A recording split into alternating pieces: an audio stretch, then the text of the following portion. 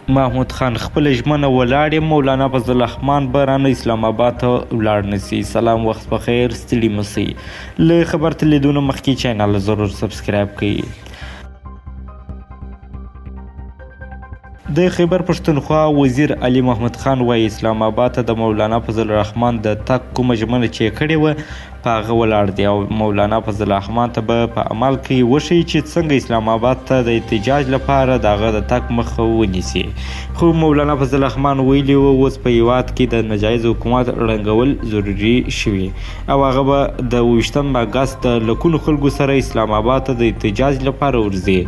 د نهمې په ورځ یوې دستوري ته خپله وینا کې وزیر علي محمد خان ویلي و مولانا فضل الرحمن بېروزګاره سوی او که هغه ته د روزګارۍ ضرورت وي نو د خیبر پښتونخوا حکومت ورته روزګار ورکولو ته تیار دی. هغه ویلي و څنګه چې د بشام په جلسه کې ژمنه کړې وه چې مولانا فضل الرحمن به په 28 اګست د اسلام آباد تګ ته نه پرېږدي، خپله هغه ژمنه ولاړ دی او مولانا ته به وښیي چې څنګه یې مخه ونیسي. محمد خان ویل په اسلام آباد کې که مولانا فضل الرحمن ته احتجاج اړین ښکاري نو هغه چمتو دی په ډیره اسماعیل خان د اسلام آباد نوم کښېږدي او مولانا فضل الرحمن دی دغلته خپل احتجاج وکړي. خو د جمعیت علما اسلام مشر مولانا فضل الرحمن بیا د پاکستان بېلابېلو رسنیو ته ویلي چې اسلام آباد ته د هغه د احتجاجي مارچ مخه یې څوک نسي نیولی او په 28 اکتوبر به هغه ارومرو د خپلو لکونو پلویانو سره اسلام آباد کې د حکومت په ضد احتجاج کوي.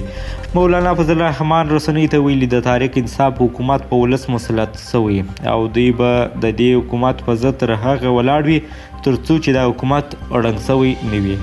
هغه ویلي د اسلام آباد د لاریون لپاره تګلاره جوړه کړې او د وخت سره به یې روانه ساتي. خو د خیبر پښتونخوا وزیر علي محمد خان بیا وایي چې د تحریک انصاف حکومت ډیر په بریالیتوب لاسته راوړنې کوي او مخالف ګوند د تحریک انصاف د حکومت د بریالیتوبونو نه په ویره کې دی. همدغه وجه ده چې د حکومت د کامیابیو د مخه نیولو ناکامې هڅې کوي خو خپلو هڅو کې به بریالي نشي. تر دې یوه ورځ وړاندې د پاکستان د کورنۍ چارو وزیر مننه دوستانو چې دا خبر مو راسره ولیدئ. که مو خوښ سوی وي ضرور یې لایک کړئ او د خپل ملګرو سره یې شیر کړئ او تاسې هم د پاکستان په اړه خپل نظرونه راته شریک کړئ چې پاکستان کوم لور ته روان دی. په دې اړه ستاسې نظرونه غواړو. خو مننه چې اوسنۍ مطالب مو راسره ولیدئ. تر بل مطالبه یا خبره تاسې ټول ته ښه وخت. د خدای په امان.